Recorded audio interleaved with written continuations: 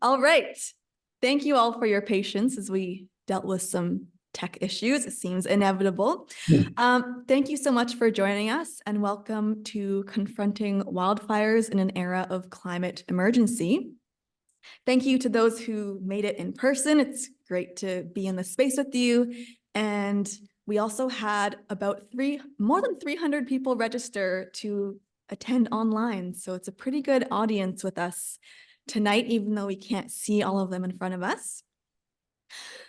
My name is Emiko Newman. I'm the coordinator of the BC Climate Emergency Campaign, which is a joint initiative of over 45 organizations that have come together over the past 3 years to collectively call for a fundamental reboot of our provincial climate plan, Clean BC, and to call for the creation of a robust and genuine climate emergency plan for our province.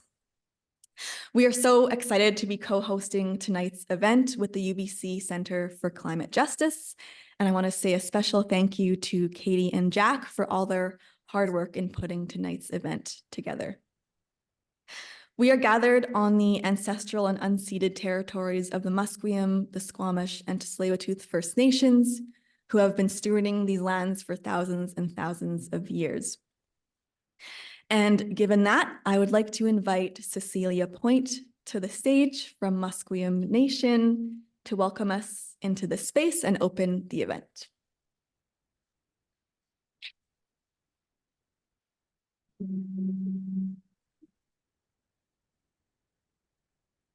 Hajka Emi. Asiem Nasieya, Anta Cecilia Point, Talitanatwa Hamasquium, Amid Subquap Quilam, Natsamat Tesqualoan. I said, my name's Cecilia Point. I'm from the Musqueam First Nation, and I welcomed you all to my territory today. And I said, Natsamat Tesqualoan, we're all one heart and one mind. So I said to Emmy, I'm so happy we're inside today. Didn't know we were going to be outside, and I know we've all been outside on those front lines in the rain. So now that I'm getting older, I like being inside. So the purpose of the protocol welcome, as you all well know, is to give you a sense of where you are, this place and the territories we're on and the people who've lived here for thousands of years. So this place used to be a very wet and rainy place. And we had these items of clothing to keep us dry, and they really do keep us dry. There was woolly dogs that used to roam the hills around here, as well as sheep, of course, and goats. And, you know, it's a very oily fur, and you make thick, tight wound blankets and capes out of it to keep you warm. Cedar hats, the same thing. They keep us really dry. So I'm finding less and less that I need these items and that it's getting too hot to wear them. And it's, you know, I'm thinking about my great grandpa, and I always talk about my ancestors and always talk about my great grandpa, who I would say Vancouver dropped on him like a building, because he was 104 years old when he passed. So at the turn of the century, 1900, he was, we didn't track his age back then, the elders, he was around 18 or 20 years old. So Vancouver just built up. And he told us the stories of the two-headed serpent, our creation story. The two-headed serpent slithered all around what is now the Lower Mainland, and it would walk with Hals, our creator, to turn trees, rocks, rivers, transformers back into people, animals. And that's why all of these things around this place mean so much to us, because they are our relatives. They are our friends. And you'll get that feeling when you go into the local mountains or when you sit by the water. If you've had a hard day, I really recommend that. Go sit by the water and put your hand in the water if it's too cold to walk all the way in, and go into the forest. Just walk up into the mountains, and you'll feel your friends around you. So I think many of you that have come here and migrated from other places, now you love this place too. So I raise my hands to you because I see so many familiar faces that I always see out there fighting for climate, fighting to protect this place. And that's what we're taught, of course, for the next 7 generations.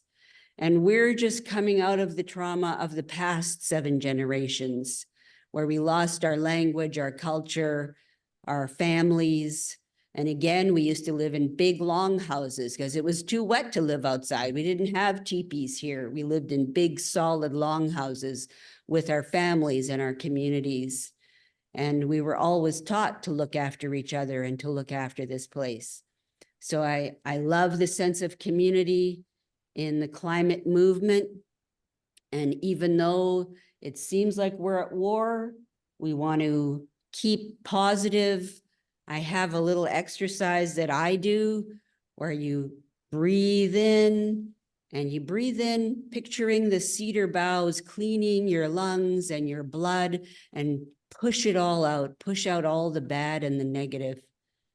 And I don't know why that just came to me a few weeks ago. I was having a very stressful time just because of my stupid job, but still have to make money because I have 2 grown adult kids at home. But I really encourage you to do that. So yes, it'll be very sad if every place is covered with smoke and we can't breathe here.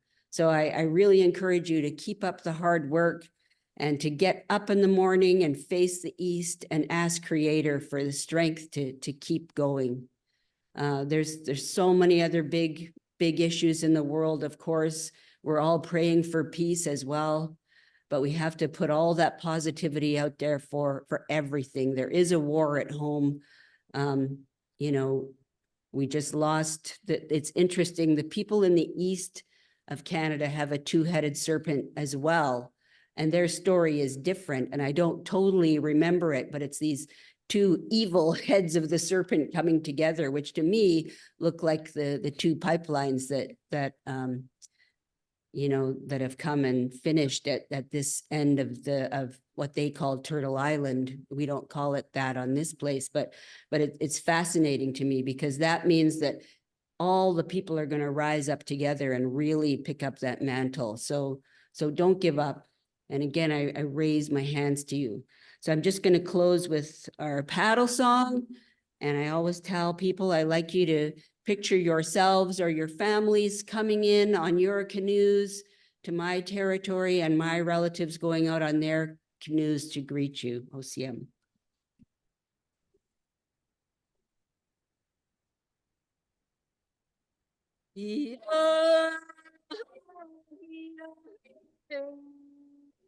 Hiya ho ho hiya he hiya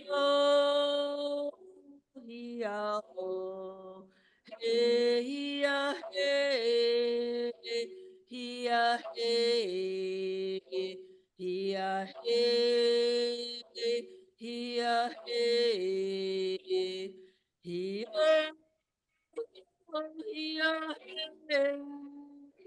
Hiya ho ho hiya he hiya hiya ho he hiya he hiya he hiya he hiya he ho ho ho Hiya, hiya, hey, hiya, ho, ho, hiya, hey, hiya, ho, hiya, ho, hey, hiya, hey, hiya, hey, hiya, hey, hiya, hey. Hiya, hiya, hey, hiya, ho, ho, hiya, hey, hiya, ho, Ia-ho, ia-he, ia-he, ia-he, ia-he. Oh, oh, oh, oh,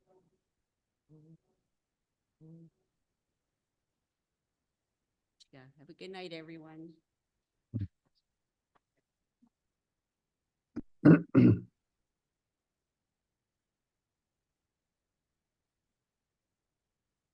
Thank you so much, Cecilia, for that beautiful song and your really inspiring welcome. We're really glad that you were able to join us tonight and open the event in such a good way. I apologize to the folks joining us online. We're still trying to figure out how to get all of this tech stuff sorted. Hopefully we'll be able to see our fourth panelist up here pretty soon. So, in 2023, Canada did not merely experience a record year of wildfires, we completely shattered all previous records. The amount of land burned, which was 18 million hectares, was roughly twice the size of Ireland and larger than all of Greece. The carbon emissions from last year's fires on their own were roughly 3.5 times more than all of Canada's emissions total from every other source. Tragically as well, last year, 4 wildland firefighters lost their lives on the job. Now, here we are in May 2024, and already 107 active fires are burning across our province. Many of these are actually what's known as zombie fires, which means they started burning last year. They've been smoldering underground all throughout winter, just waiting for spring and warmer temperatures for them to reemerge. That's pretty frightening to think about. To add to this reality, Canada just experienced its warmest winter ever, and snowpack levels are the lowest they've been in 50 years. Often when we hear experts talk about wildfires, they're talking about wildfire response, how we can best protect ourselves and our property, the importance of obeying the evacuation orders, and just generally how we can prepare ourselves for such events. But what's so often missing from these conversations is fossil fuels. The fact that it's fossil fuels that are fueling the climate crisis, that are leading to hotter, drier, and more dangerous summers. And yet, in our province, our government continues to approve new fossil fuel projects, new terminals, to provide subsidies to the industry, which is locking in fossil fuel infrastructure for decades and decades to come. So we're here tonight to have a real and honest conversation about the importance of balancing investments in emergency response and preparedness with spending on climate action that actually drives emissions down. We're cognizant of the fact that we're facing what is most likely going to be another quite frightening summer with fires and other climate disasters. And we're also uniquely placed right now because we're approaching a provincial election in October. So with this in mind, it's crucial for us to continue having conversations like the one that we're going to be having tonight and make sure that climate is a central part of the discourse. So it's now time to pass it over to our esteemed panelists. We will have time for audience questions at the very end, so do keep that in mind as you're listening to the conversation. And we're aiming to wrap things up by 9 p.m. So I'm now going to pass it over to our excellent moderator for the night, Seth Klein. Seth served for 22 years as the founding director of the BC office of the Canadian Centre for Policy Alternatives, or the CCPA, Canada's foremost social justice think tank. He's now a policy consultant, a speaker, a writer, and author of A Good War, Mobilizing Canada for the Climate Emergency, a book you should most definitely read if you have not already. He also writes a regular column for Canada's National Observer, and on top of all of that, he's the Director of Climate Emergency Strategy and Team Lead with the Climate Emergency Unit. Over to you, Seth. Yeah.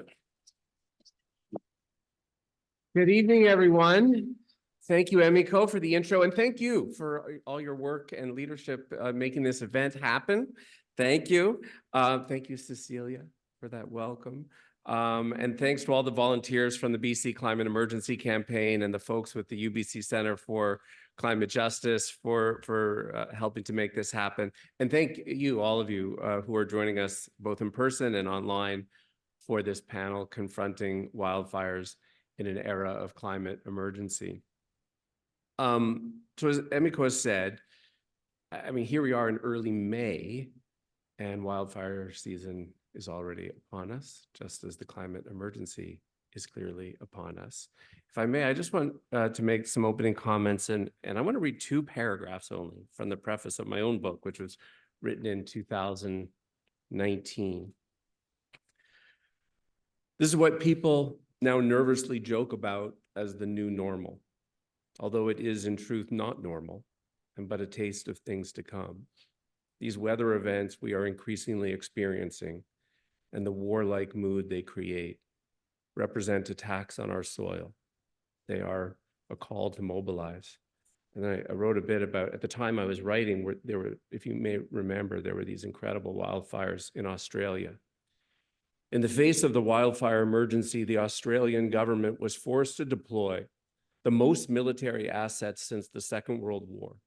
Sadly, the emergency response was purely defensive, a rearguard action.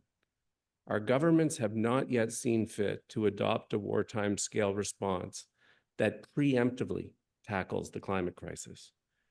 We mobilize to put fires out, but not yet to prevent them. The paradox of our time. And that's a sentiment that was echoed by West Kelowna Fire Chief Jason Brolin, who, after last summer's brutal fires, attended the UN Special Climate Ambition Summit in New York last September, where he said, climate change became very real for West Kelowna on August 16th. Over $20 million was spent reacting to my fire, but we are spending the money on the wrong end of the problem. Last fall, I went on a little speaking tour of the Okanagan after they endured this summer of fires in the Shuswap and West Kelowna and the Suyus. About 400 homes destroyed, thousands evacuated, huge hits to tourism and the local economy. And as Emiko alluded to, the loss of 2 young lives, 2 firefighters. First, 19-year-old Devin Gale from Revelstoke, and then 25-year-old Zach Muse from Kelowna. So they were 2 of the 4 in BC and 8 across the country who lost their lives last summer. And as some of you will know, I spend a lot of time thinking and talking about World War II, drawing lessons for the current mobilization. And I think about how in World War II, Canada was a population of about 11 million people. Over 1 million of them enlisted. I mean, that's a mobilization. 64% of whom were under the age of 21. And I think about, you know, who are those young people today? Well, it's Devin and Zach, isn't it? These young people mobilizing once again in our collective defense. And we should remember their names. So to offer a little bit more framing up of this event in the panel, we have a stellar panel for you, and who are gonna share their insights from different perspectives and enhance our understanding of those on the front lines of this emergency. And we've given them a dual challenge. We know that some escalation of these extreme events is already baked in, even if we were to do everything right as of tomorrow. So consequently on this panel, we're trying to address 2 dynamics. One, how do we better prepare for the inevitability of more extreme weather, such as more frequent and fierce wildfires? And how can we do a better job of keeping our communities and vulnerable workers and populations safe? But second, how do we expedite the driving down of our greenhouse gas emissions so that we can keep temperatures lower and as a result, our children and grandchildren safer in the long term? And how can we press our governments to stop making things worse? Or put another way, as Emiko said, how do we balance spending and investments to prepare for more fires on the one hand, and investments to tackle the underlying climate crisis on the other? So some logistics. We're going to hear from our 4 panelists first, with some opening comments of 5 to 10 minutes each. I'm going to introduce them each just before they speak. And then I'm going to moderate a conversation with them, and then we'll take some questions from you, both for a floor mic for those of you here, and also for those of you online. You can post questions in the Q&A or the chat. In the Q&A, and Emiko will bring some of those up. I should mention that for those of you who are here in person, if you didn't see it already, we have copies of John Vaillant's book available for sale, and they are signed. So I just want to do a little tech check. Are we good? Are we not? Should I go to John or should I go to one of our others? What? We're good. Okay, so first up, hopefully we'll get John up on the screen, is John Vaillant, who resides in Vancouver, but has graciously joined us by video from Ottawa, where he is, because he is nominated for the Shaughnessy Cohen Prize, one of the country's most prestigious book awards.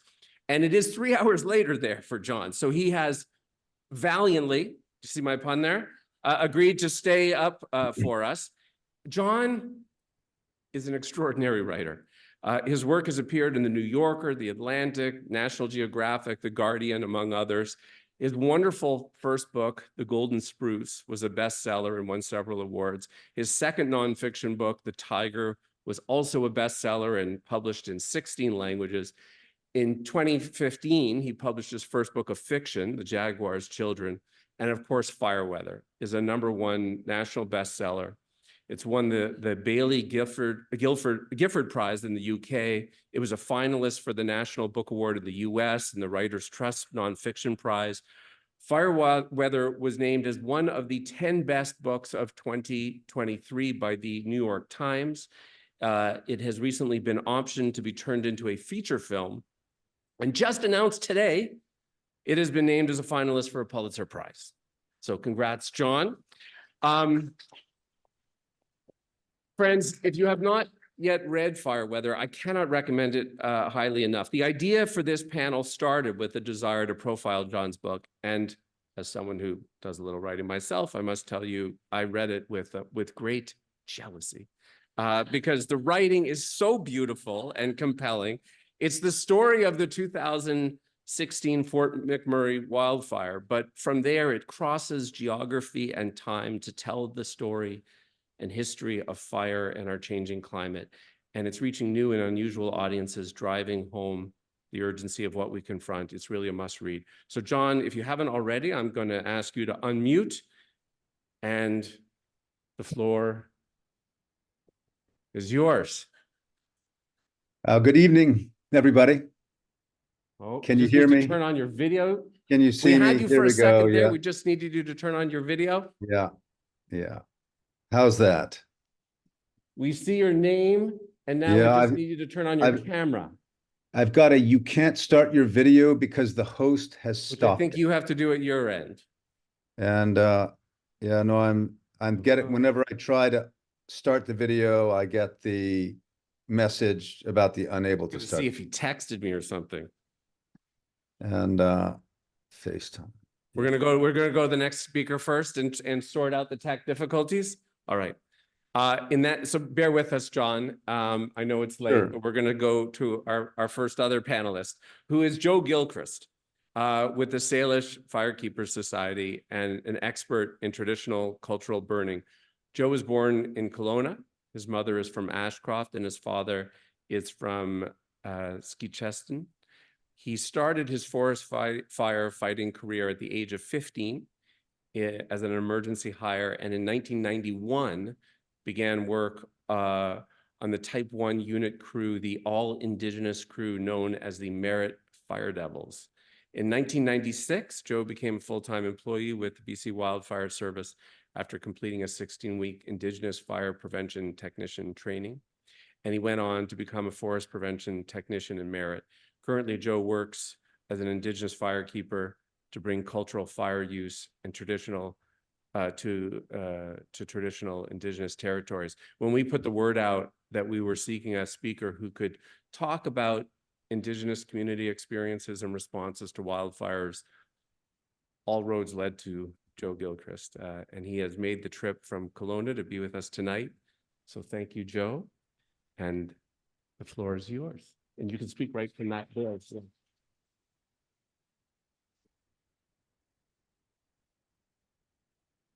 Does that work okay? Okay. Yeah, so I'm Joe Gilchrist from Skitchiston. I was born in Kelowna and I am a firekeeper. So what that means is that over thousands of years, the Indigenous people used fire on the land, right from the valley bottoms all the way to the top of the mountain for different reasons. In the places that we lived, we used fire to keep our area safe where we're living. And in the summertime, up higher where it's cooler, so we would pick and hunt and fish in higher elevations, and we would burn it. And especially in the fall time. Different elevations burn at different times of the year, and we're in a mountainous area too, so different aspects burn at different times of the year also. So unfortunately, right now, to bring fire back, the government gives us a tiny little window to burn, which is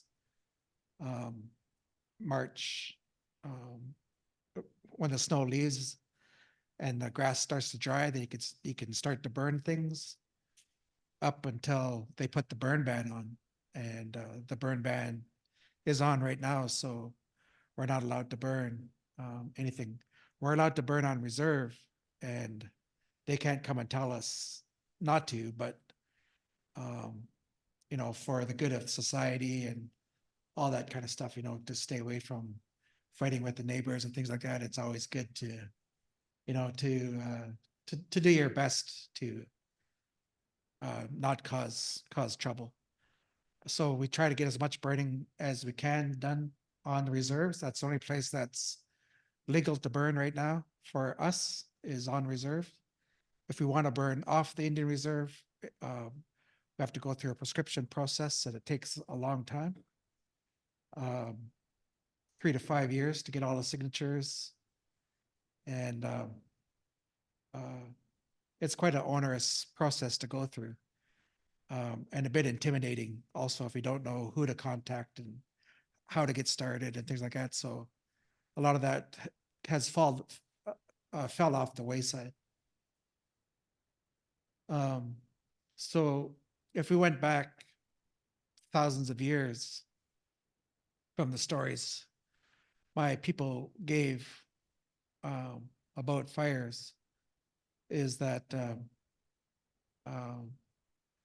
in the springtime, the animals would start to come alive, and animals will start coming back from the south, and it was really busy. The sky was full of waterfowl. The ground was frogs and snakes and things like that were waking up out of the mud, and they were traveling to wherever they wanted to go. And butterflies and flowers and everything was, you know, was normal.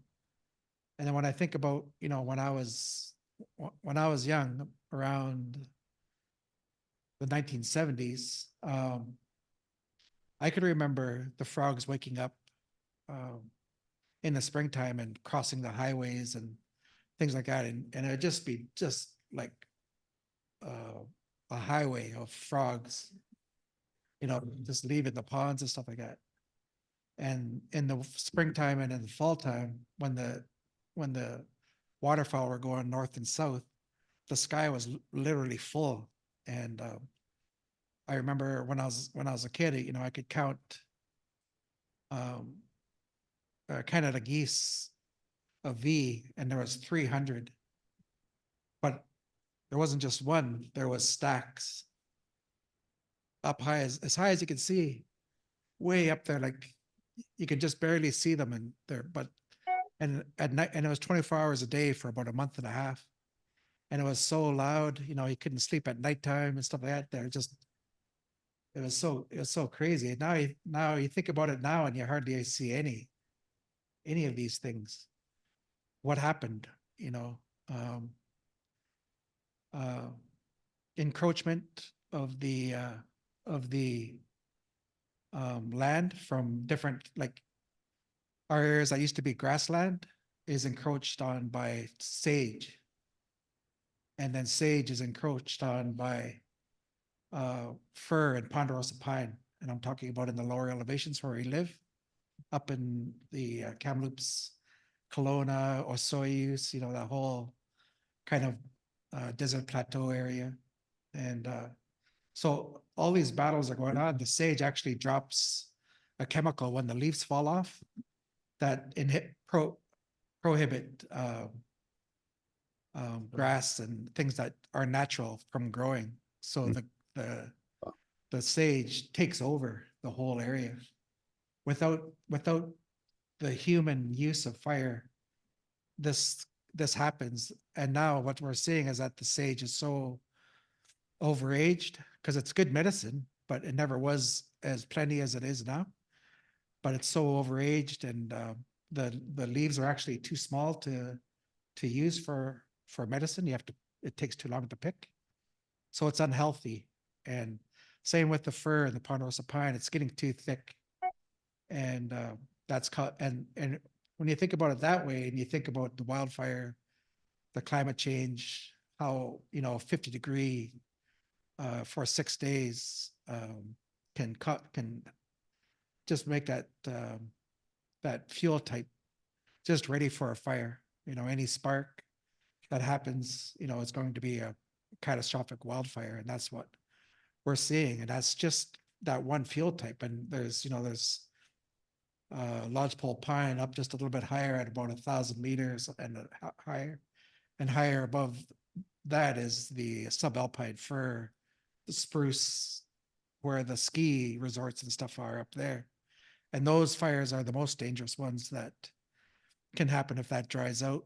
You know, like Whistler would probably be a good one. Sun Peaks, Big White, things like that, where those forests are meant to be a standard placement fire. A standard placement fire means that the whole forest is meant to burn. The tree type actually throws sparks to make fire happen. And the more drier, the windy it is, the farther those sparks can go. They can go 5 to 10 kilometers. So it doesn't matter how big your guard is. It doesn't matter how many people or airplanes are on the ground. The sparks are going to be flying way out, right? And now what we're seeing now, especially if you think about last year, all the smoke from all the fires, and the airplanes couldn't take off to fight the fire. The helicopters couldn't take off.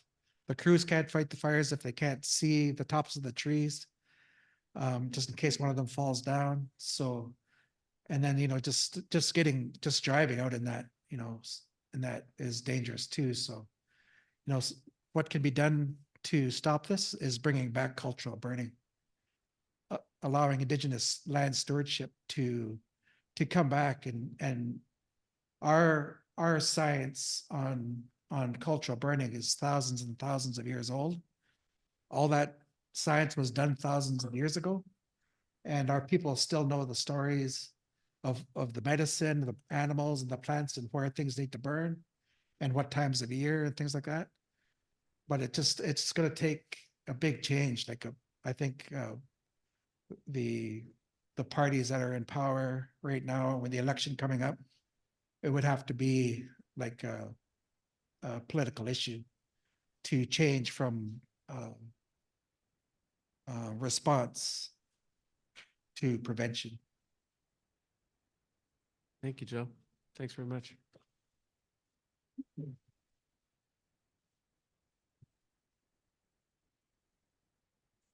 And over at our controllers here, but I think we should just continue with the panel and bring John in as our final panelist. So I'm going to move to you, Maura. Dr. Maura Brown is a radiologist and a clinical assistant professor of diagnostic radiology at UBC. A lifelong enjoyment of the outdoors and love for all living things led her to her interest in climate change and pollution and biodiversity loss and the associated risks to human health. She is dedicated to work on reducing emissions and waste, in particular within the healthcare system.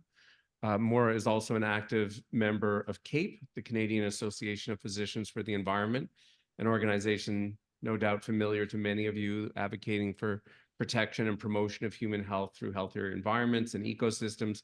But CAPE is also a very active partner with the BC Climate Emergency Campaign, and we're thrilled that Maura could join us and speak to the health dimensions of wildfires and climate. So please join me in welcoming Maura Brown. Whichever one you prefer. If you use that one, just lean into it a little bit. I have to look at my notes here. Thank you. I'm going to just take this off while I talk. I'm very honored to be here with you, Seth, and with the Climate Emergency Campaign and the UBC Centre for Climate Justice. Thank you for the invitation. My role here today is to review the health harms of wildfires from the general health perspective. As climate change-fueled wildfires around the globe are increasing in frequency, severity, and duration, we need to understand the health effects as our wildfire smoke exposure increases. I'm also a mother. I'm deeply worried about the future that we're leaving for our children and our young people. I am not a content expert on wildfires, nor a researcher or clinician specific to health and wildfire events. I have spent my life in BC in various locations around the province. I remember growing up that although there'd be the occasional notable fire, it really wasn't very often. It was nothing like we've been seeing in the last decade, where we have regular summers with hundreds of fires, smoky skies, and evacuations. As recently as the Okanagan Mountain Fire in 2003, when our close friends lost their home, it was rare to hear of a fire entering an urban area.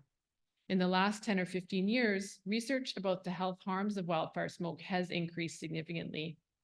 As drought and warmer temperatures lead to longer fire seasons, we are experiencing increasingly extreme areas burned and intensity. This impacts health through acute and repeated annual exposure to wildfire smoke. Disruption of road access, water supply, and power services reduce our ability to provide healthcare when our transportation and communication lines are disrupted and supply chains become unreliable. Healthcare workers might also be personally impacted and unavailable to assist if their own health is threatened or if they have to evacuate their own homes. Wildfire smoke is a complex mixture of hazardous air pollutants, including small particles called PM 2.5, which stands for or means particulate matter of less than 2.5 microns, which is about 30 times smaller than a human hair. It also includes nitrogen dioxide, ozone, polycyclic aromatic hydrocarbons, and other pollutants. These pollutants contaminate the air, water, soil, and unprotected indoor environments. The PM 2.5 particles are considered the principal public health threat. And when inhaled, they're so tiny they can extend deep into the lungs and can be absorbed into the bloodstream. The adverse health effects of wildfire smoke includes increase in all-cause mortality, increased respiratory disease and infection, cardiovascular events, and neurologic disease, as well as damage to other organ systems. Impacts on mental health can occur acutely related to evacuations and long-term related to PTSD and loss of housing and other significant impacts. The health impacts of wildfire smoke are very costly. In 2023, the Canadian Climate Institute estimated health costs of $1.2 billion, just the healthcare, in June of 2023 in Ontario from smoke arising from the fires in Quebec.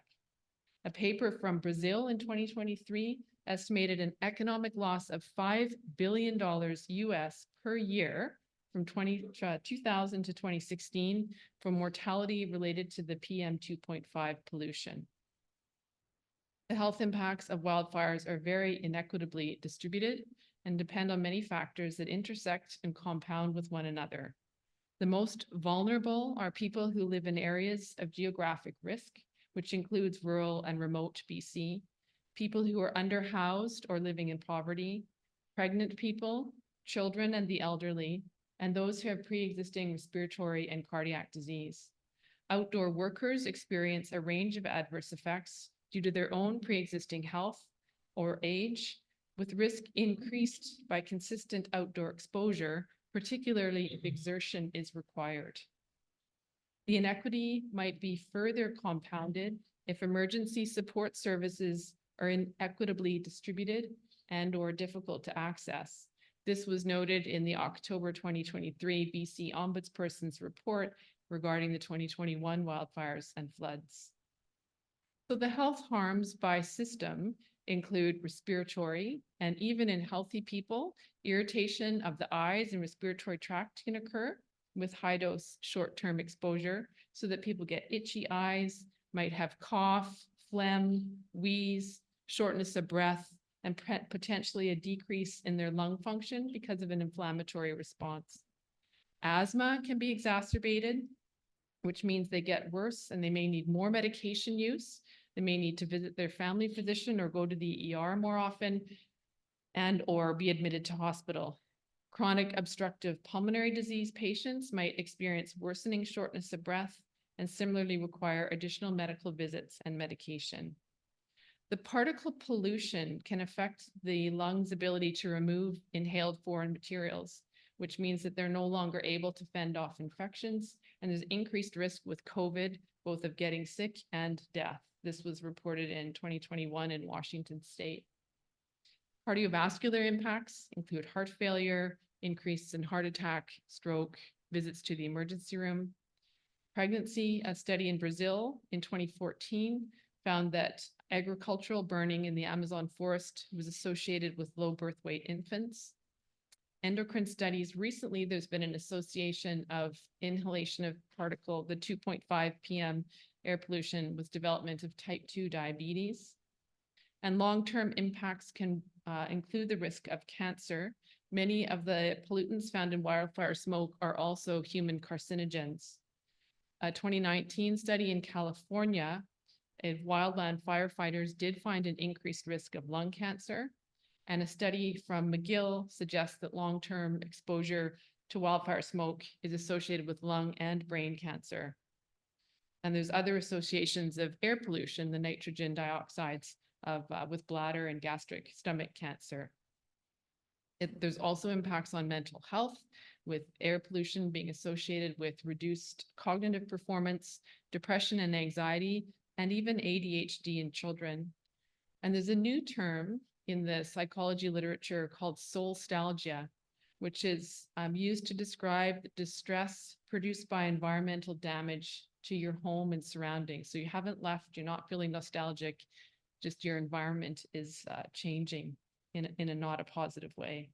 So obviously all of these acute and chronic health effects increase the strain on our already stressed health system through increased need for primary care, visits to emergency room, increased need for medication, hospital admissions, and increased population illness and death. So what do we do? The mitigation and adaptation approaches have been discussed in terms of mitigation being reducing fossil fuels so that we slow down the forest fires and the changes that are happening. And then adaptation is, what do we do about what's here already? We need to educate the healthcare workforce so that everyone understands these risks and can treat the patients appropriately.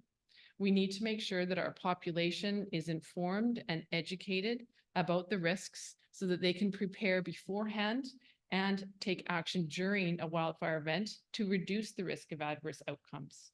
In Canada, the Air Quality Index is reported along with the health risk, which is a good thing. There's a new app called the WeatherCan app. that's available for anyone to download, and you can put in your own health risks and set the settings so that the alarms in your local area notify you when there's a wildfire event, when it's not safe for you to be outside. So individuals can prepare by understanding their own risk based on their background health, making sure that you follow, or the individual follows, the local health index conditions, knows how to access that, ensuring that medications, particularly the breathing medications for asthma or COPD, are that you have plenty of a supply in your home. It's very important that indoor air is clean. So either a portable air cleaner or putting a filter on an HVAC system if you have a forced air furnace. And it's also a good idea to have a supply of N95 masks, as they do filter out the 2.5 micron pieces, which are the little particles that are the dangerous ones. In addition, we know that people spend time indoors and even more time indoors when the air quality is poor. So it's really important to protect health, that we maintain an indoor air quality that is safe, or that there's community availability of respite centers for cleaner air. So to make your home safe, as we were talking about, you want to close the doors and windows, install high quality filters on your furnace, set the HVAC system so that it recirculates and doesn't consistently draw in the polluted air from the outdoors. And then to keep it clean, you want to not burn anything in your house. So avoid smoking, avoid vacuuming, because if there's dust that settles, stirring up the dust can make the air pollution in the air quality inside your house less good. Avoiding burning things like incense or candles, wood stoves or fireplaces shouldn't be used. And avoiding cleaning products that have high volatile organic compounds. In addition, our communities need to make sure that we have clean air respite centers available for everybody. These could be community centers, libraries, malls, or schools. They should be available whenever an individual is not able to keep their indoor air clean at a safe temperature and an adequate amount of humidity. Health Canada has actually published a primer for municipalities, providing guidance for basic requirements for clean air respite centers during wildfire smoke events, with a target level at which you shouldn't go beyond for the PM 2.5 and other pollutants, and ideal temperature and humidity. So in summary, the health burden of wildfire smoke is large, with both chronic and acute risks to our health. As with all the health impacts of the climate crisis, the burden falls inequitably on the most vulnerable in society and those who are least well equipped to recover adequately. Local and global human health can be protected by mitigation measures to reduce burning of fossil fuels, as well as adaptation measures to improve individual, community, and health system resilience to manage the impacts of which we can no longer avoid. Future damage will be reduced as we transition to a clean energy and we reduce our local air pollution and our harmful greenhouse gas emissions. Thank you, Maura. Quite the litany of impacts, although I'm trying to hold on to the Dr. Brown says no vacuuming piece. Next up, it's my great pleasure to introduce Byron Cruz. So Byron is somebody that many of you have probably heard on the radio before, given his longstanding advocacy work for migrant communities. He's a member of Sanctuary Health Collective and the Migrant Rights Network. He also works with the Health and Safety Centre of the BC Federation of Labour. He arrived in Canada as a refugee with his partner, and since then, they have been deeply committed and very active. I feel like I have seen you and crossed paths with you so many times over the years, improving the working conditions and advocating for the rights of migrants and refugees in their communities. In addition to Byron's advocacy work, he's actively participated in various networks responding to emergencies during heat waves and flooding in British Columbia. These experiences have driven home the importance of inclusive emergency response strategies that prioritize the needs of vulnerable workers and communities. Through community organizing and collaboration, Byron strives to create a more inclusive and equitable society. Please join me in welcoming Byron Cruz.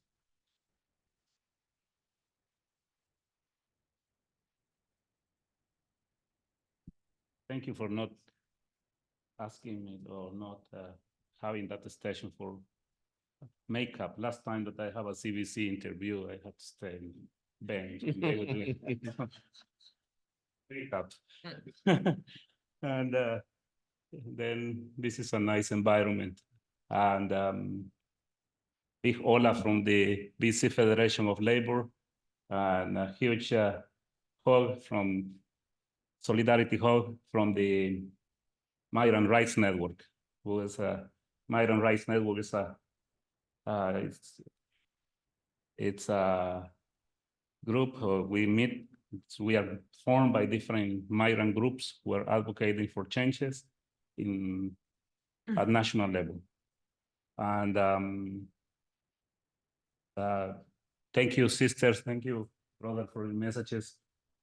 Today is the day of the energy. Today is the day of the Jaguar, and Jaguar means energy too for other cultures. And thank you for allowing me as a migrant worker, as a refugee, to be in your lands. It has been Stay with the mic. tremendous time, more than 500 years of resistance. And as you said, it's time to rise up. It's time to come together. Everyone should come together. No one should be left behind on this effort. And the land, your territory has dignity. And we must protect it. We should be part of protecting it. And reading today an article that the importance of the good energy of today in terms of coming together, because we, as the children, as the daughters and sons of these territories, we knew how to do things in a protective way. When the invasion came, and all in 500 years, this planet has been destroyed. And hopefully in the next 500 years, we will stand in solidarity and resistance with our brothers and sisters from the First Nations. And when we talk about agricultural migrant workers, I want to also mention that thanks to the audience today for being here. Thanks for the audience also who are online.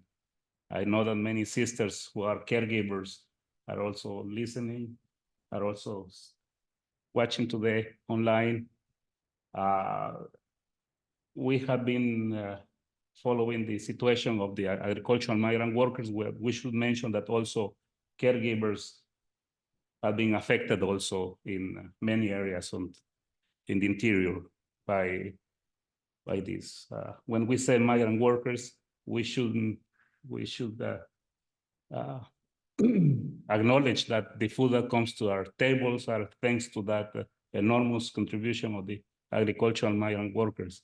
We should thank our sisters and brothers who are caregivers for taking care of the elder, taking care of the children.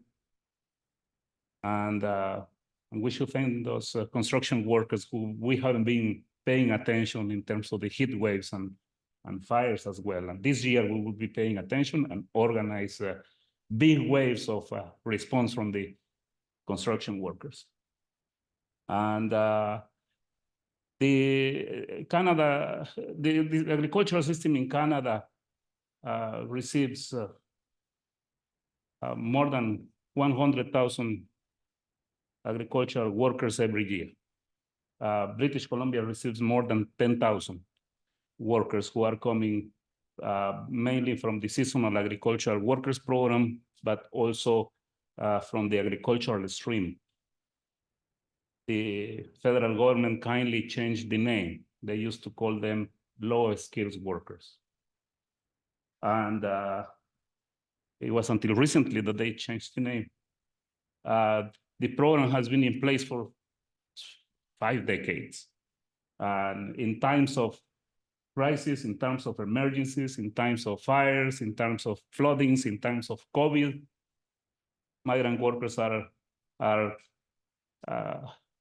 welcome, and the system says, "Oh yeah, you are welcome. You are essential workers." Never essential worker means an increase of wages. Never, never. And as soon as the COVID passes, as soon as the crisis passes, then no, you are not welcome anymore. International students are not welcome anymore. Migrant workers are not welcome anymore because you are causing the increase of the housing rent. The federal government has not paid a cent in the last 3 decades for social housing. They have been interested in breaking that cooperative system. And then how come they are, it's really hard right now to talk about, about confronting fires in a time when racism and discriminations are part of the electoral time, when the system is pushing, using the racism, aggression against migrant workers, blaming migrant workers for what is happening in healthcare, what is happening in housing, right? But we should change that, that dynamic, right? There are so much energy here to change. Then when a few years ago, actually the first time when I heard about a complaint from workers was from a farm in Ashgrove, a big farm in Ashgrove, probably the biggest farm in Ashgrove. And they called and they said, "Byron, could you please help us? It has been a few weeks and the fires are beside the farm. We are sleeping and beside the fires, and the smoke is so hard." And then it was quite a few weeks finally, after making some phone calls to consulates and also to the workers' compensation, WCB, they went to check. And of course, that day that the inspector went, and everyone had nice masks. And as soon as the inspector leaves, they go back to the $1 store. That's very common. That's very common. It happened last year in Kelowna.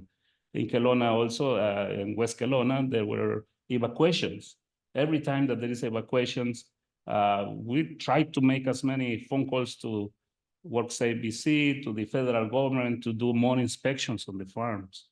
And because many workers are forced to work under those conditions, and they don't, the owners don't, most of the owners don't follow the, unfortunately, recommendations. It should not be recommendations about emergency evacuation, about changing the times of work during the heat waves.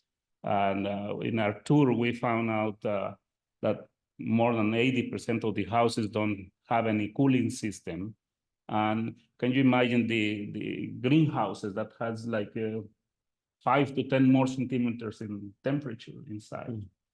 And then there is no way of talking about climate justice without migrant justice. We should be taking into account that, because there's so much money going into human trafficking prevention. It's labor trafficking.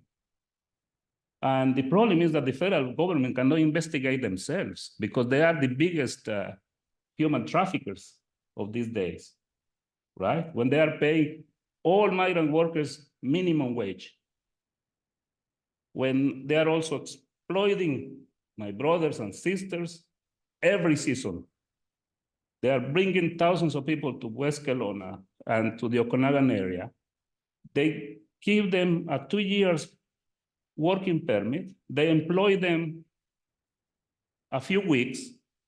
Last year, they employed them like no more than 15 days. And then they use the word returning back home because the fires. They were basically we call that deportation as well, because they have precarious immigration status. They have what is called tied working permits because they can only work for one employer. And now they are coming with a nice word of saying, oh, we will create sectorial networks, because then it means that you can change to another farm if you need to change to another farm, and you can use that working permit. Your name goes to all the farmers in the area. No one will hire you. That's just 50 years and not access to permanent residence. 50 years. They lost their children because after 5 years of coming every season, you lose your family, you lose your parent, you lose your children as well. You lose so much. And lots of problems during the crisis of fires, floodings, heat waves, evacuations, like the emergency response teams come, sometimes RCMP comes and then they tell migrant workers, you have to get away from here. And they cannot understand. There is a difficulty in the language, right? And this, they don't have any translation in that during the emergency. Then many workers call and say, can you please help me? I don't know where to go. There is no response from the federal, immediate response from federal, provincial government. They are not talking. And some local governments respond with providing shelter. In solidarity, some communities welcome migrant workers in their houses. Other farm welcomes them. But last year we visited farms where they were basically people hungry, migrant workers who were left there without any support. Fortunately, with the coordination of different supporting agencies in the area, some of the Kelowna Community Services, Watari, and other services, and we were able to respond with that participation of the, at that time, the federal government decided, okay, we can give some food because we were telling them they are hungry, but he lost so many days of salary. Paychecks where people, the families were waiting for that paycheck. And 60% of the workforce in the agriculture in BC is in the hands of migrant workers. Then, well, it's important, we are coming to an important time, right? And then important time means that there is no plan, there should not be planned without us. No emergency plan without us. We should not be left behind. Thank you.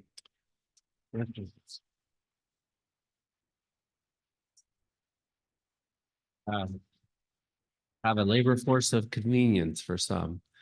And it was our hope that on this panel, we could shed some light on impacts of all of these fires that don't get a lot of attention.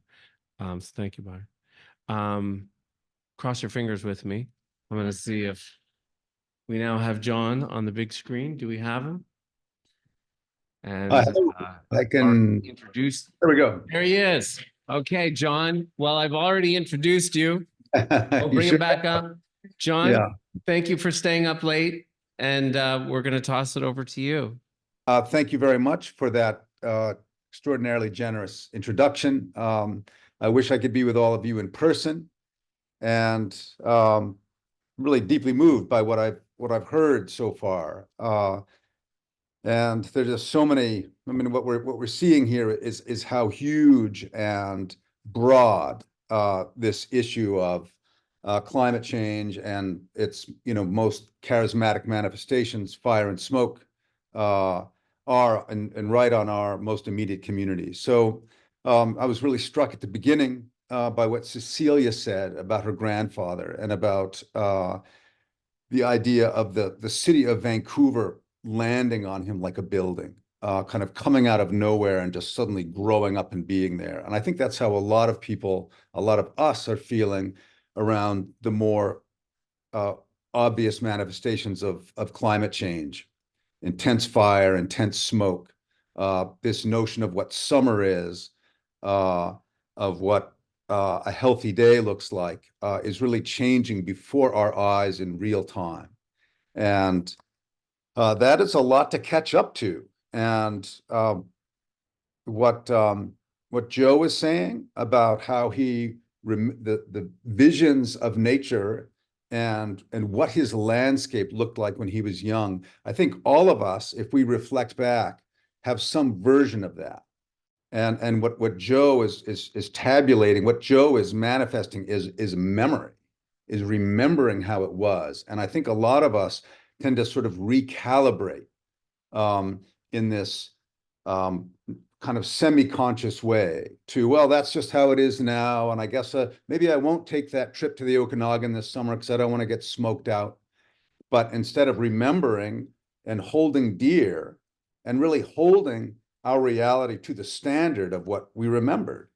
Because what a lot of us remember is a more healthy, stable ecosystem. And so we're seeing those changes right now. And, you know, I'm kind of late to the game in a way. You know, it wasn't until 2016 when I saw what we all saw, which was the city of Fort McMurray, a city of nearly 100,000 people, disappear under a gigantic fire cloud that we eventually learned was 45,000 feet tall, was generating its own lightning, was turning the same way a hurricane turns, and generating black hail composed of the embers of what remained of the forests and houses below. So this was really shocking to everybody who tuned into it, who paid attention to it. And, you know, as a journalist, as somebody who wasn't immediately involved in trying to evacuate or trying to fight the fire or trying to save people, I was able to kind of look at it in a more global way, you know, from a kind of higher elevation, kind of up there with that smoke cloud, and see the larger system. And you know, there is a place for that. You know, we need first responders desperately, and the firefighters, police officers, water truck drivers who stayed behind and fought the fire day after day, and kind of more strangely, and in some ways more importantly, night after night, paid a real price for that. And I think while many of us have forgotten about that fire, the respiratory systems, the general health of the people who stayed and fought that fire day after day, and actually week after week, because that fire burned for an extraordinarily long time. Many of the firefighters I spoke to basically are reconciled to living shorter lives because of that fire. First responders who responded to Hurricane Katrina and were in that toxic, molding, destroyed city for weeks on end, they also have strange health issues that are persistent. The first responders who responded to the World Trade Centers on 9/11, they also, because of inhaling basically an entire building's worth of chemical and dust and silicate and everything in between, now the responders to the Fort McMurray fire are part of that group, and there's more and more of them. And they are they're not only on the front lines of the disaster, but they're also on the front lines of the health impacts. And then for those who managed to escape safely, fortunately, you know, no one was lost in the flames in Fort McMurray. And when you think of how many were involved in that fire, the fact that it was the largest, most rapid evacuation in modern times due to fire anywhere on Earth, that happened right in Canada, right in Alberta. The fact that no one was lost in the flames is not a minor miracle. It's probably a major miracle, especially when we look at Lahaina, when we look at Lytton, BC, when we look at what happened in Valparaiso, Chile, just about 2 months ago. Around 200 people died in those fires. So what happened in Fort McMurray was extraordinary, both for its mercy and that everybody got out of the flames. There were other injuries and deaths later, but we generally got everybody out alive. But that doesn't mean that we got away clean. And many of the people who were involved in that fire don't live in Fort McMurray anymore. They left. And despite the fact that I would say the residents of Fort McMurray got probably the most generous, most hassle-free insurance payout en masse of any disaster. And that's probably unlikely to happen again. That was an extraordinary moment in time, but nonetheless, many of the evacuees didn't want to come back. Many of them have PTSD. Many of their children have PTSD. So there are people walking around in our communities now who look fine, but are carrying these wounds, maybe in their respiratory system, maybe in their immune system, maybe in their psyche, as the result of smoke and fire. So another really shocking statistic that really brought me up short, and again, has just given me kind of more energy to lean into this topic and the urgency of it as really a safety issue and a national security issue for Canada, is that 250,000 Canadians were on the road last summer, displaced by wildfire. These are not refugees coming out of a war-torn country. This is 250,000 Canadians on the road in their own country, not sure when they can go back, not sure what will be there when they get back, not sure if they even want to go back. That's not the Canada we know, just the way Joe is talking about his home not looking or feeling the way it used to feel. That's true for all of us. 10 years ago, if you asked a Canadian, do you know anyone who's been evacuated due to fire? That would be a very regional question, and most people would say no. And now I bet you there is no Canadian who doesn't know somebody who has been evacuated. And that is a change in 10 years. That's, again, like that building falling on us. Like, where did that come from? This was the landscape I thought I knew, and now it's this different world. So we're dealing with this very rapid change, and it's understandable. And we should have some compassion for ourselves and even our leaders for being a bit slow to respond. It's massive. It's a huge systemic change. It's a huge psychic shift. And what I learned from 7 years of working on fire weather is that never underestimate how tightly we want to hold on to our status quo. We want to do the thing we're used to doing. We want to do it the way that, for those of us who are in a system that's working for us, most of us want to keep doing that. Even if there are a lot of indicators that this is no longer a productive or even safe way to behave. And where we see that the most strongly is in the petroleum industry. Now, there are real issues at different levels of that industry, but for the worker who's not in charge of policy, who's not in charge of PR, who's not in charge of managing or manipulating the media, they want to do their job, and they want to do it in a predictable way so that they can fulfill their obligations, whether it's to the bank for their mortgage, or to the car dealership for paying off their vehicle, or to their kids and their partners who may have developed a certain standard for how they want to live and what they want to do and where they want to do it. And so if working for the petroleum industry is how you manifest that reality, then you can see why people really might want to hold tightly to that. At the same time, we're living now in this increasingly sort of shrill and grinding dissonance between Canada's national project, which seems to be to expand petroleum. Both the bitumen industry is now exporting more than 4 million barrels a day of diluted bitumen and related products out of Fort McMurray. That's a new record. And they're doing it, though, with fewer workers. Workers are being laid off in steadily and in large numbers in Alberta. And meanwhile, out here in BC, where we are, where I wish I could be with you, LNG, liquid natural gas, appears to be in the ascendant. And we know that liquid natural gas is basically methane, and methane is one of the most potent greenhouse gases, far more potent than CO2. And Dave Eby, who I wish could be part of this panel, he knows this. And this is this allegiance to the status quo. We want to have economic growth. We want to have trade. But it looks like we want to do it the way we were doing it in 1980. And we can't. And nature is telling us that. And nature is going to tell us that in increasingly rigorous terms, the longer we persist.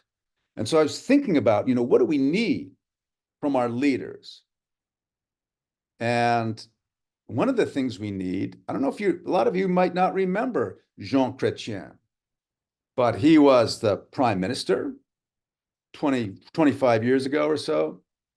And love him or hate him, he stood up to the United States. The United States decided it wanted to invade Iraq, really under false, fabricated pretenses. And they assembled a coalition of the willing. And you know how powerful and persuasive the United States can be.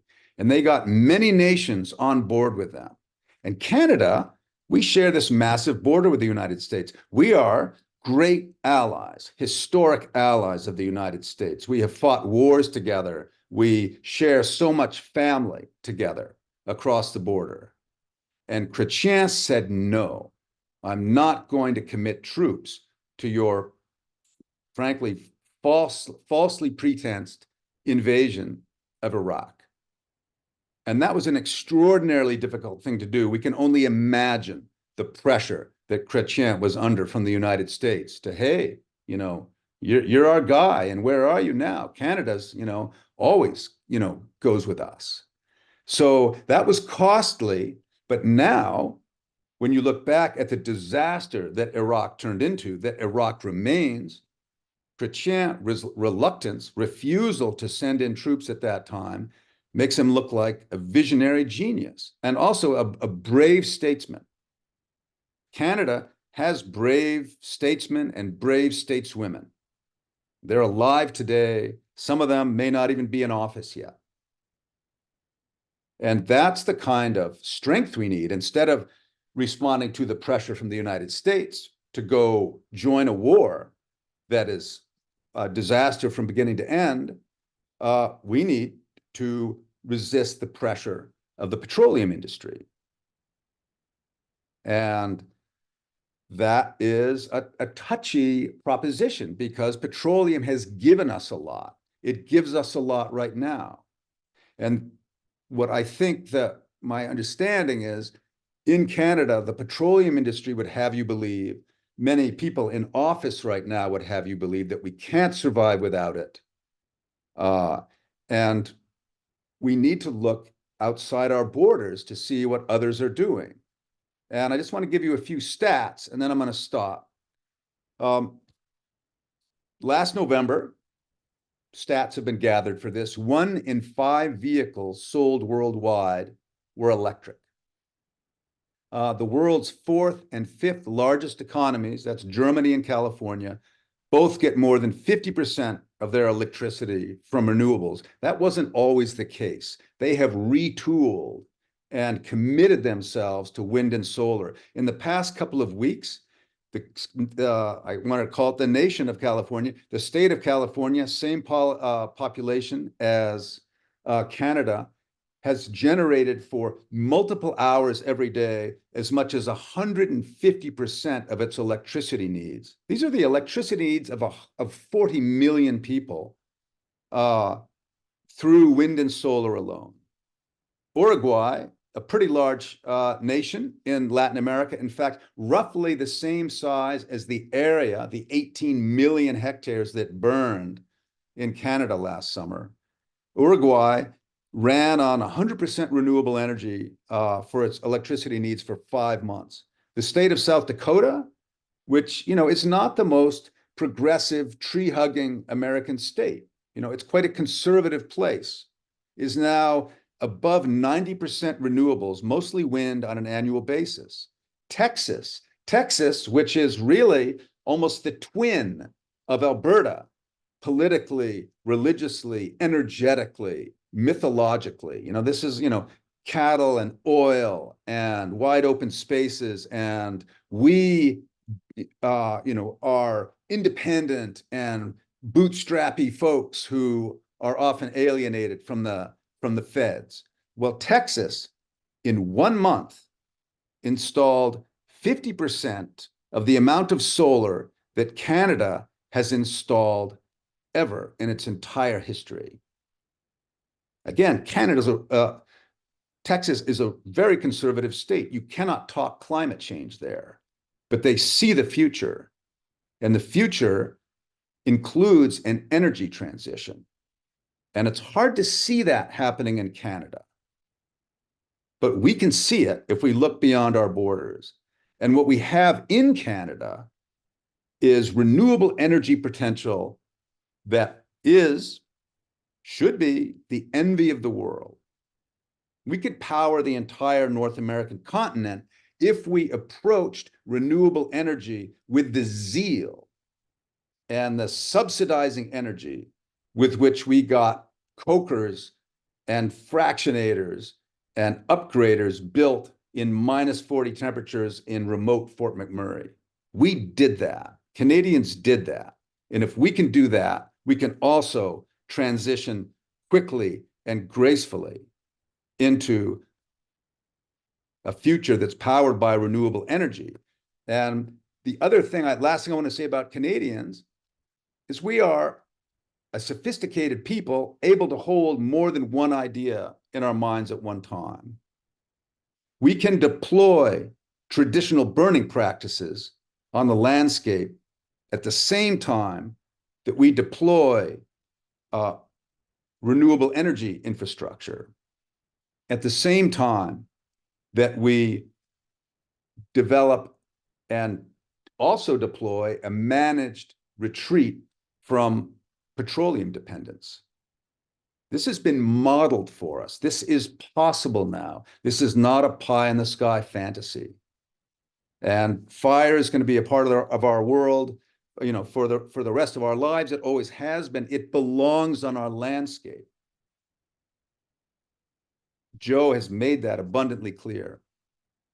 And we have to renegotiate our relationship to it.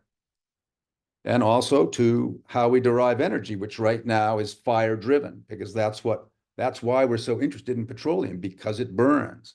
So fire is a huge part of our lives, way bigger than we realize.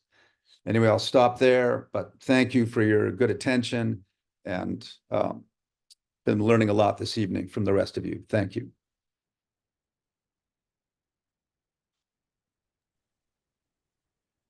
Can you hear me? You're echoing like crazy, but yes. Okay, you can hear me. Yeah. Well, I hope you heard the applause. And I, you know, notwithstanding the tech challenges we were having, I actually think the reversal of the order of the speakers worked great. So thank you for that. With the late start, we have a little less time than we had hoped. I'm going to pose some questions to the panelists, and I'm going to ask you all to try to keep your answers as concise as possible. I can't resist with that last little bit that you shared, John, also sharing this little tidbit. Some people will know we've been, my organization, the Climate Emergency Unit's been campaigning on this idea of a youth climate corps, and this idea of having a program that would say to everyone under 35, would you like to spend 2 years confronting these emergencies, or making our communities more resilient, or helping to drive down emissions? We polled on the Youth Climate Corps with Abacus data, very strong support, but there's one piece of the poll result that I wanted to share with you, which is that when we asked only those under 35, would you yourself want to enroll in a Youth Climate Corps if it existed for 2 years? In Alberta, 47% of the young people in Alberta under the age of 35 said they either definitely or probably would want to enroll themselves. So, okay, my first question is for whichever of the panelists want to take it. But I'd like to hear a little bit more from you about what you make of how our governments are dealing with these events. So both their actions in the midst of the crisis moments themselves, but also their preventative and preparatory actions. What's your take on how both the federal and provincial governments' responses to wildfires to date has been? Do you want to go first, John? Sure. Well, I just think no one is really appreciating the gravity of the issue. And I think I bet there is in some quarters kind of the hope that, well, 2023 was an anomaly and we'll all get back to normal. And there's been some late season snow and in the Rockies and some precipitation in the prairies in the past week or two. But no, we're really in this new regime, and again, this goes back to the status quo. We really have to completely rethink. Once you start rethinking energy, and once you start rethinking your relationship to the petroleum industry, then you've got to rethink your relationship to the bank, and to who gets elected and why, and to the petroleum lobby. And so it really, and that's what we heard from the first speakers, was all the different ways that this issue creeps into our lives and really impacts it in negative ways. And I think all of us are feeling that individually, if you sit anybody down individually. And I think the elephant in the living room here is the petroleum industry and their investors who are the most invested, so to speak, in every sense, fighting for their survival, the most invested in the status quo, in keeping the petroleum flowing, and more important, keeping it burning, really at all costs. And so there really has been, for the past 50 years, this kind of magical thinking disconnect that I can generate this substance, I can produce petroleum, I can fuel the economy, I can satisfy my shareholders, I can generate dividends, but somehow this virtuous thing I'm engaged in, which is generating profit and wealth for the people who've invested in my company, is somehow separate from the natural laws of chemistry and physics that control our world. And what's happening right now is those two, the fantasy of consequence-free capitalism and the harsh reality of the chemical and physical limitations of planet Earth, specifically our atmosphere, but really every system, those are coming into sharper and sharper and more violent relief. And so what you're going to see, on the one hand, 47% of Albertans who say, hey, I see a problem here and I want to deal with it, because that's actually something Albertans are really good at. They are really good at responding to evidence in front of them and acting in strong, committed, meaningful ways. That's how you got everybody out of Fort McMurray without finding bodies in the basement. That was everybody's fear.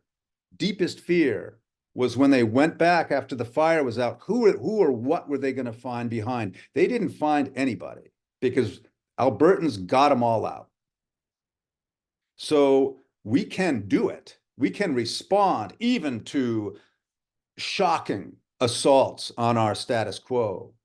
But we also really need to identify, and we really need our leaders to identify, the people who are trying to compromise those efforts and stifle those efforts. So, for example, and I'll stop here, but Charlie Angus,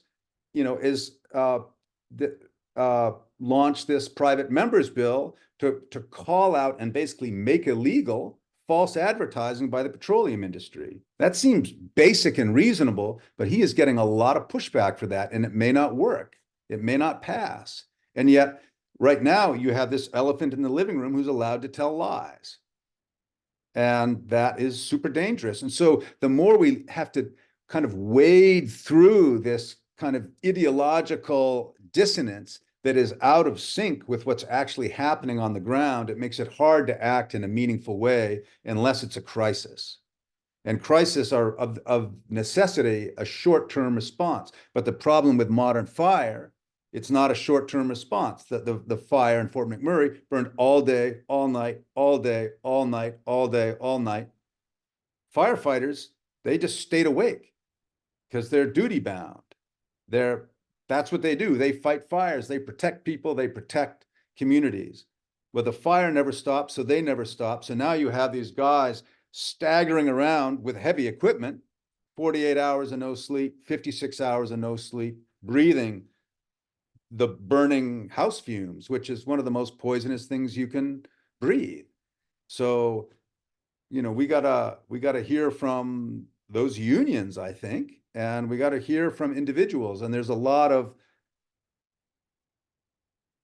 I feel like there's just a lot of silencing happening, and we need that sort of Chrétien-like person or a Charlie Angus-like person to sort of come out bravely and say what I think a lot of us all actually know, or even if we don't know it intellectually, we can't cite the stats, we are feeling it.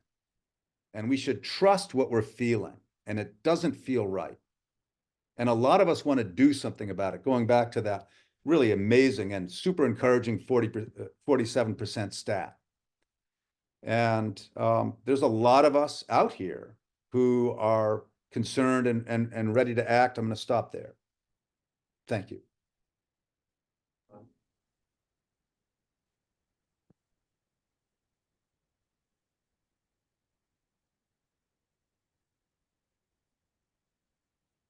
There should be that there's a lot of disjointment between the federal government and the provincial government. There's not enough communication. Provincially, the let burn policy of wildfires in the summertime needs to be re-looked at, especially when, you know, we're in a drought, we're in a heat wave, a provincial emergency, with multiple evacuations and highway closures and power outages. And the smoke, you know, is so thick that they can't see what the fire is doing. And at the same time, like you were saying, that fire is burning 24 hours a day.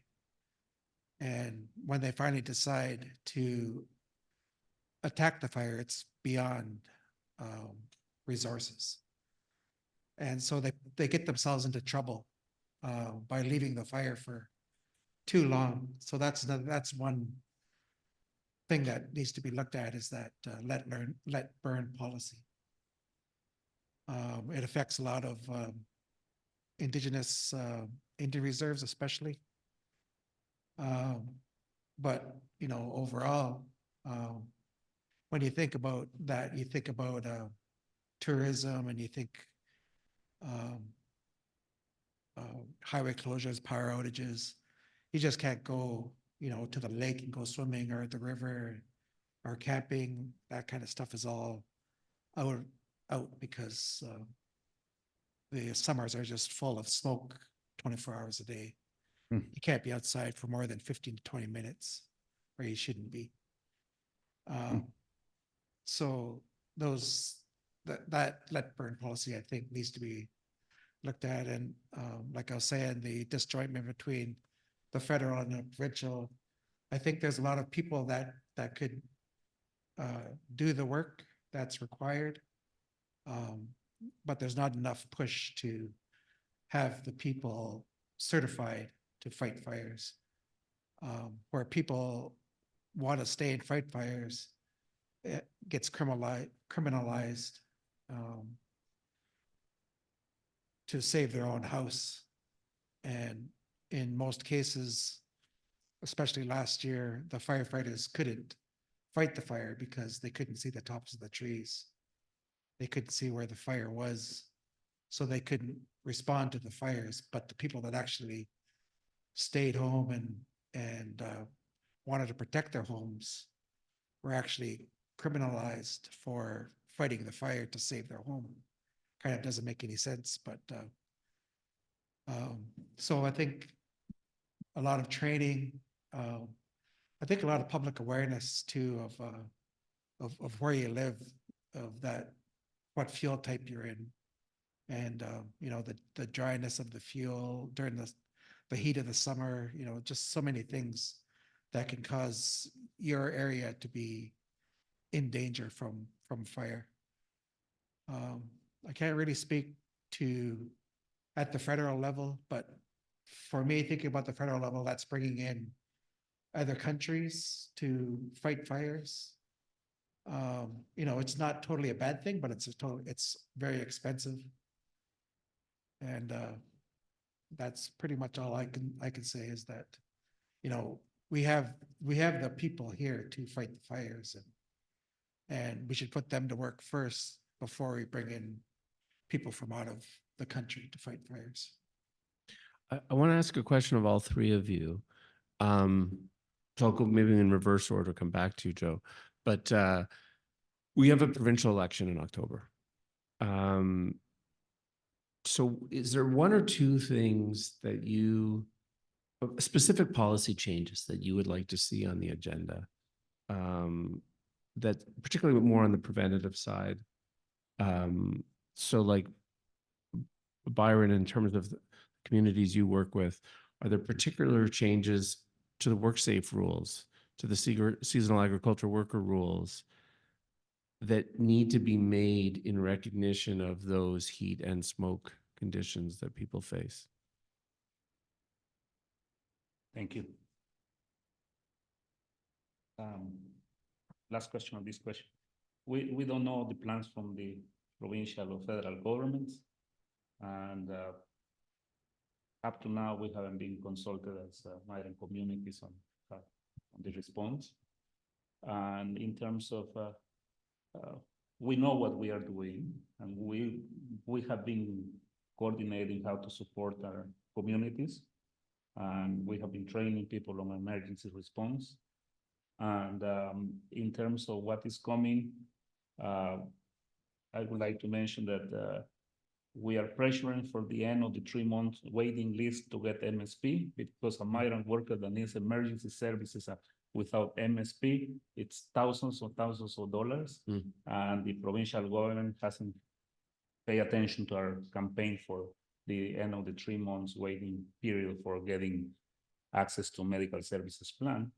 And then the provincial government has been absent in terms of funding, in terms of monitoring what is going on in the farms.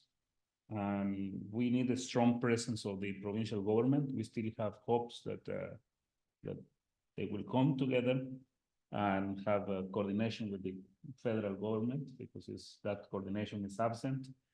And you're right, that monitoring of WorkSafe BC, getting away from doing recommendations, but we need policy changes in terms of the inspections to the farms. And because so far, every time that an inspection comes to the farms, they are prepared for that, then it looks very nice that day. As soon as the inspector goes, things got to the bad system of precarious housing, crowded housing, and at the same time, violations of their labor rights and health and safety rights as well. Yes. Maura, what policy changes would you like to see on the order paper? I think that the healthcare challenges, first off, they're enormous. They're going to be very, very expensive. I found a December 2023 Government of BC wildfire season summary, which noted that the health impacts are, in quotes, unquantifiable, end quotes. So they really have no idea. So we need to measure that stuff. We need to have some metrics of how much money we're spending. We need to be measuring direct and indirect impacts. And we need to be measuring the health of the mental health and what happens with people, how they recover, how are they rehoused, how do they return to their lives. And then the other thing is, there's an amazing opportunity to engage people by talking about the positives of having clean air. There was a study in LA last year where they looked at a suburb where 2% of gas cars were taken off the road. So they were buying EVs, but it doesn't have to be EVs. It could be public transport. The point was 2% fewer gas cars. there was 0.41 parts per billion less nitrogen dioxide in the atmosphere, the local atmosphere, and that correlated with 3.2% fewer emergency visits for asthma. So there's immediate health benefits, like right away, tomorrow, in your community. And so we can engage the population by talking about health, because the Lancet Planetary Health has actually called climate change the biggest public health crisis of our time. We have to deal with that. And we also can use that as an opportunity to engage people, because everybody wants to breathe clean air and drink clean water and have their children grow up in a healthy environment. That's something, it doesn't matter what your politics are, that matters to everybody in a very, very basic level. And I think that our media needs to be talking about that more. When we have there was a study that actually came out this week where they looked at media around the 2021 heat dome in BC. It was a study from Ottawa, and they found that only 16% of media talked about the health risks, the danger people were in. Most of it was showing people at the beach and at the water park and having fun in the sun, and like, sure, but really it's a big risk, and people died, and it was horrible. And that should be the front page. When there's an extreme event, a wildfire or smoke, or heat dome, people need to know that this is very risky, and that what we have to do is stop burning fossil fuels, and that there are alternatives that have a real positive health co-benefit that is good for all of us, no matter who you are, where you live, or what you think politically. Thanks. Excellent point. So Joe, to come back to you, you were talking before about what needs to change in terms of the response in the moment to when the fires are happening. What other changes are needed on the preventative side?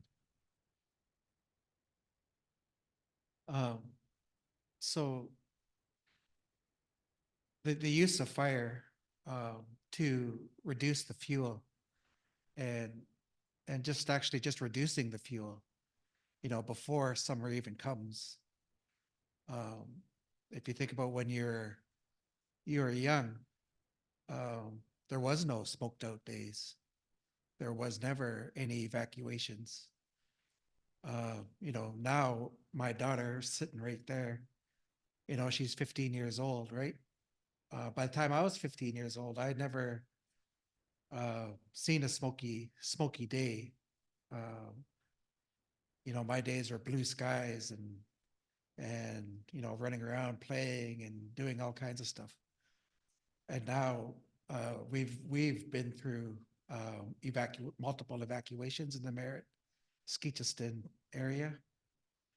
A month and a half out of our house, come back, and then the atmospheric river hit, right? And then we're back out again in Merritt. And came back at Christmas times. So these climate change things that are happening, these pendulum swings from, good to bad and worse, and, all that, it's got to mean something to somebody, that the policy changes in the government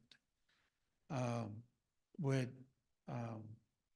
add the use of fire and the fuel mitigation, wildfire mitigation,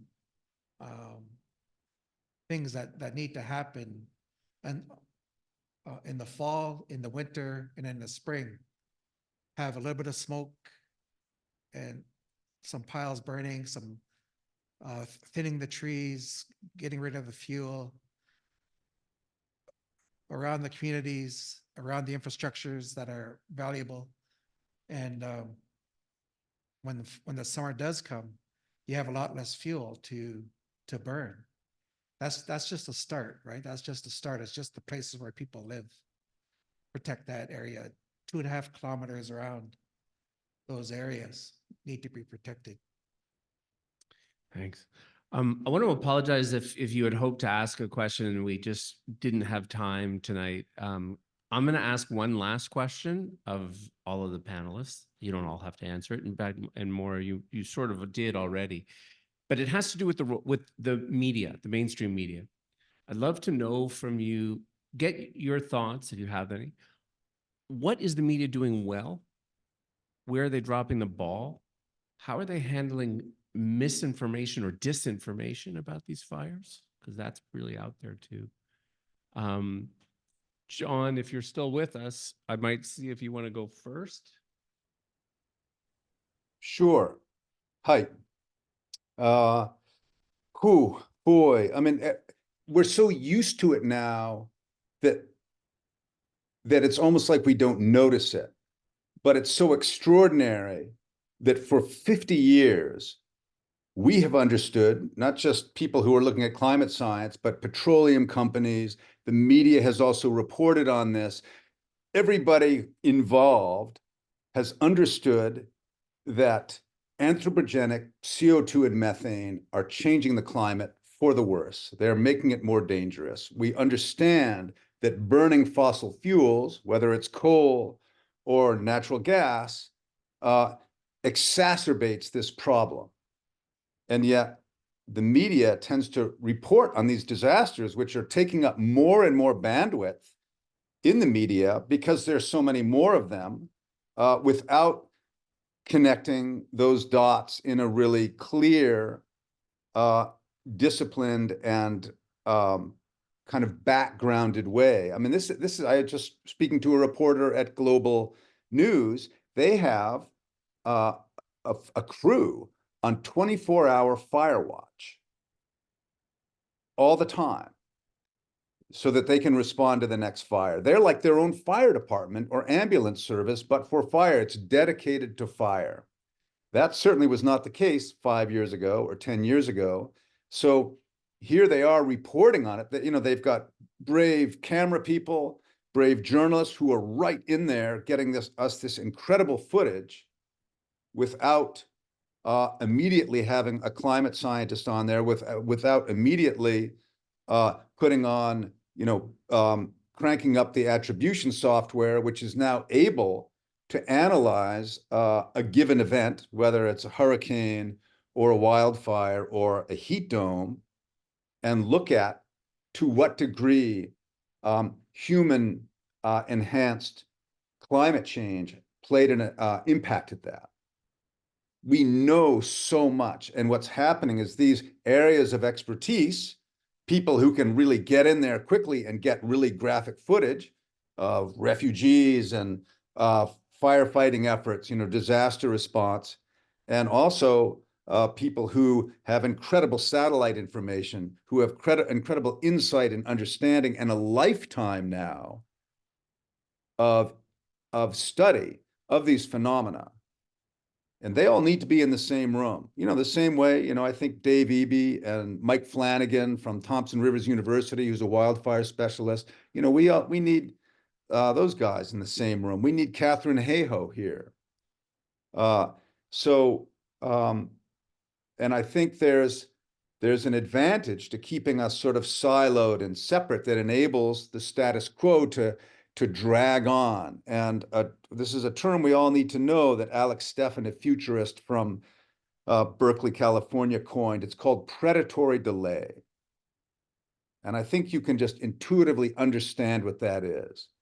It's like a big company that understands that it's responsible for making climate change worse, talking about greenwashing, asking you what your carbon footprint is, hiring more lawyers, hiring more lobbyists, so that they can maintain this profitable status quo whose real costs are going to be borne by others later.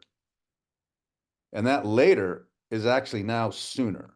You know, we are in it now. We are paying the cost. There's a lot of other things we could be doing this evening, but we are paying the cost right now together. So that is getting media to really look bravely and make the connections for all of us. Midnight for you, so thank you for keeping your energy up. Do any of the three of you get some applause here? Do any of the three of you want to make any comment about media? Yes. In our case, just quickly, the response to big media respect to migrant workers on wildfires or fires happening has been not invisible actually. Some interesting alternative media has been very active going to the root cause of the situation, and the big media basically focus on the interest of the big farm owners, never talk about what is behind the farm owners. You see also those big propaganda thing about organic farms. What is behind the organic farms is exploited worker. Then we need to pay more attention to that. Yeah. And also to the media needs to protect those indigenous warriors who have been defending the territories and defending the rivers, and who have the knowledge to let us know what to do.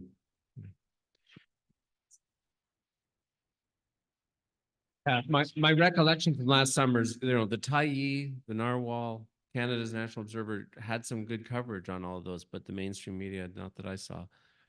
Would either of the two of you want to add anything about media?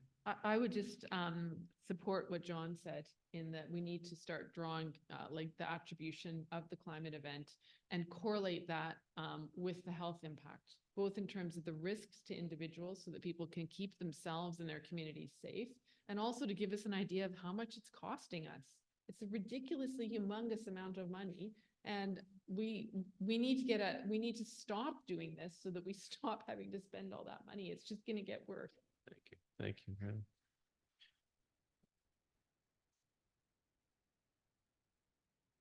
I think for me, living in Skeetchison where it is vulnerable to a wildfire, we need to know where the fires are, what they're doing, which way they're going, the weather systems, what's expected to come in, and how it's going to affect the fire. And the people need to know the locations of each fire, not just the major fires, but new starts and everything like that too. I was talking to you about the stress that builds, right from say about July 1st to, it used to be the end of September, but it's getting into October now, when, like how long the heat lasts, where you're ready to evacuate at any time, 15 minutes and you leave.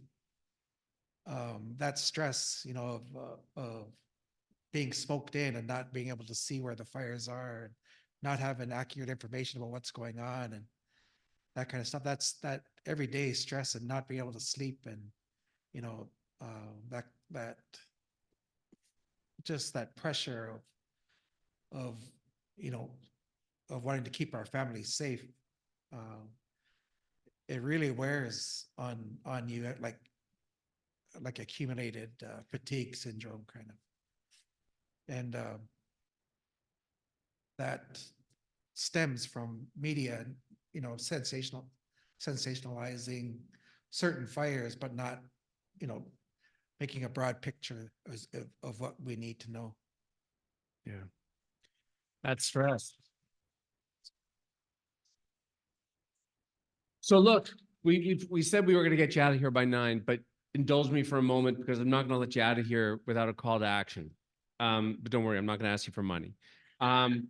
So, on this media question, last year, our unit teamed up with SFU's Community Engaged Research Initiative, and we did this 2-week study of we had teams of volunteers across the country monitoring CBC reporting on the climate emergency. And there have been improvements. I think when we all reflect on last summer, our public broadcaster did a much better job of covering the fires, and in particular of connecting the fires to climate change. What they did not do is connect climate change to the burning of fossil fuels. We need to tell the truth. We need our leaders to tell the truth. We need our media to tell the truth.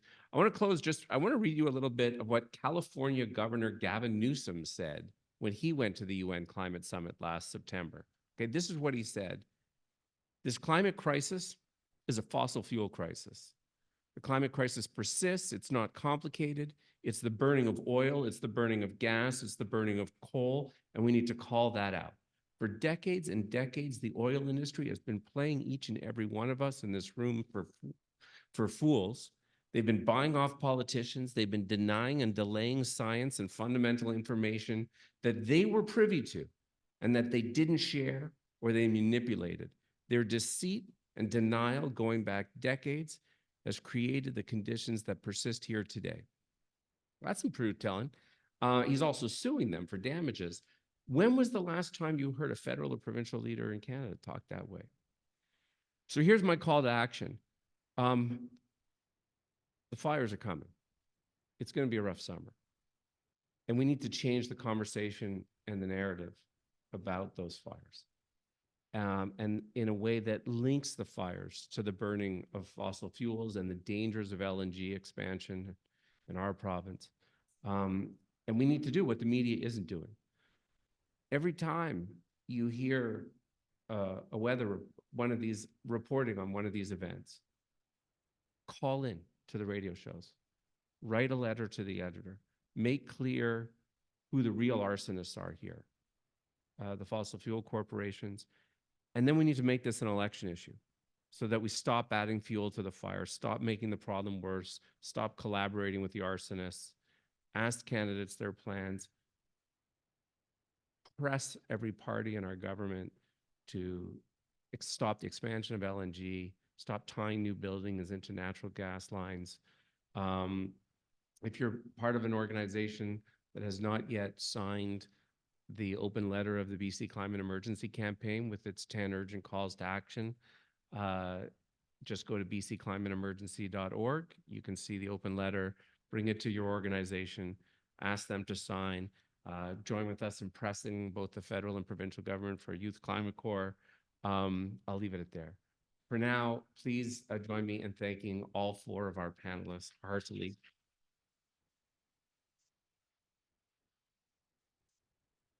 Thank you again to Cecilia, to Emiko and Mari and Mary and Angelo from the BC Climate Emergency Campaign, to Katie and Jack from the UBC Centre for Climate Justice, to Porter for the tech support and the good folks here at UBC Robson Square.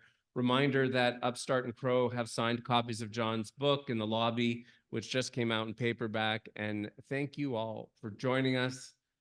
Be safe now and this summer, and good night.